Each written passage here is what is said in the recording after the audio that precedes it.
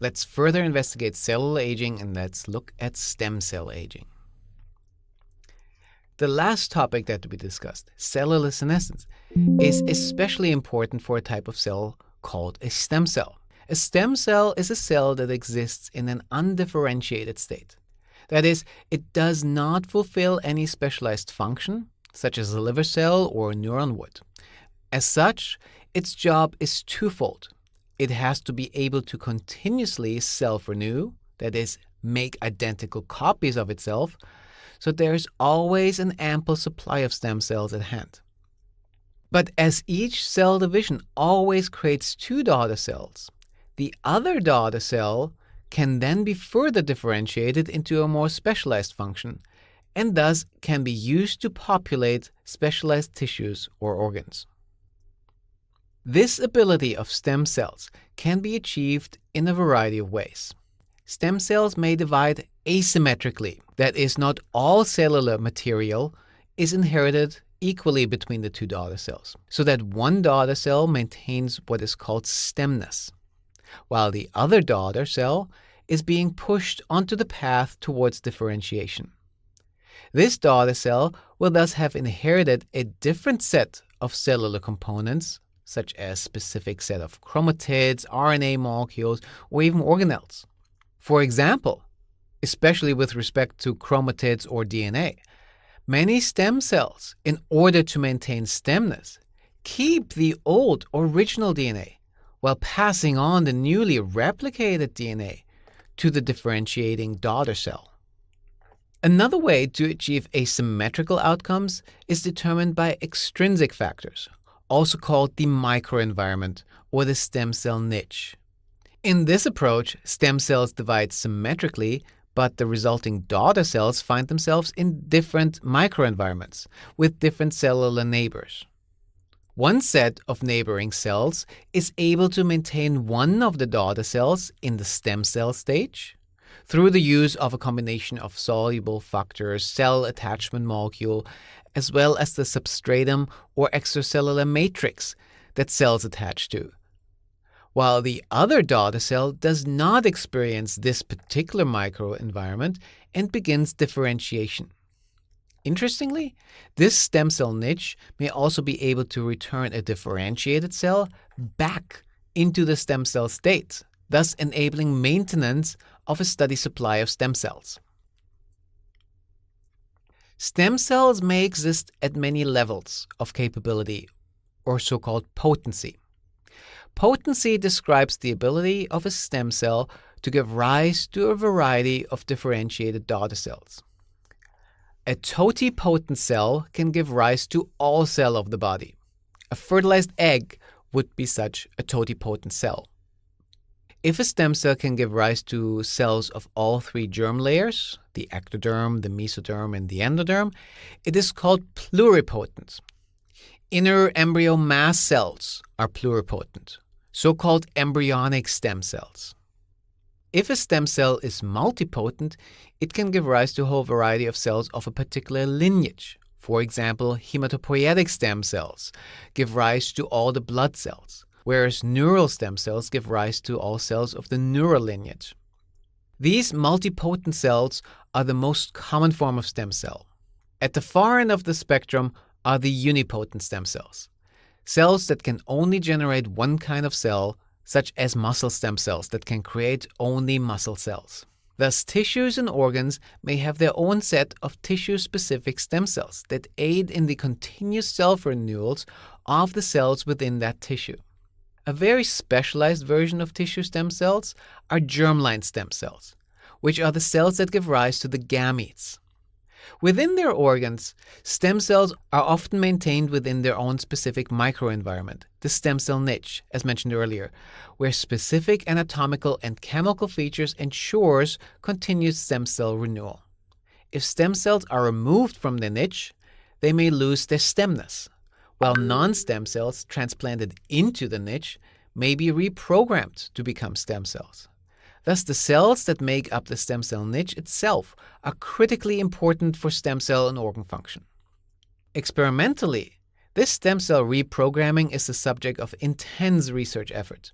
Under certain conditions, researchers have shown that they can reprogram or induce non-stem cells back into pluripotent stem cells.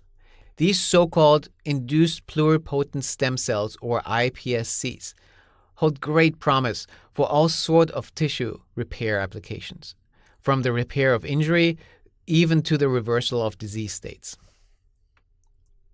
With stem cells playing such an important role in tissue homeostasis, it comes as no surprise that their role in organismal aging is under intense scrutiny. Any of the factors that we have already discussed or will discuss later in this class that may damage regular cells may also damage stem cells. But this damage becomes amplified due to their role as stem cells. Stem cells have developed mechanisms to deal with the kind of long-term damage that simply arises due to their long-term function. Throughout their life, cells accumulate damage as a consequence of cellular metabolism, such as ROS generation, experience changes to their DNA, as mutations or epigenetic changes, and even replication, the process of faithfully copying DNA in preparation for cell division, is an error-prone process. The sum of these changes is called replicative aging, as it limits the replicative lifespan of a cell. If this damage becomes too great, a cell may no longer be able to divide and instead enter senescence, as we previously discussed. Telomere shortening is such a replicative senescence trigger. Replicative aging is especially important for cells that undergo many and/or rapid numbers of cell divisions, such as stem cells, as it limits how often they can perform this process. In contrast, chronological aging is similarly the accumulation of various forms of damage over time, but it's mostly applied to rarely dividing cells, cells that exist by and large in a postmitotic state, such as neurons. The lifespan of these cells may not be limited by how many times they are able to divide, essentially 0 times as they are postmitotic after all, but how they deal with damage accumulation to maintain functionality, often over several years and even decades. Interestingly, stem cells have the capability to divide asymmetrically.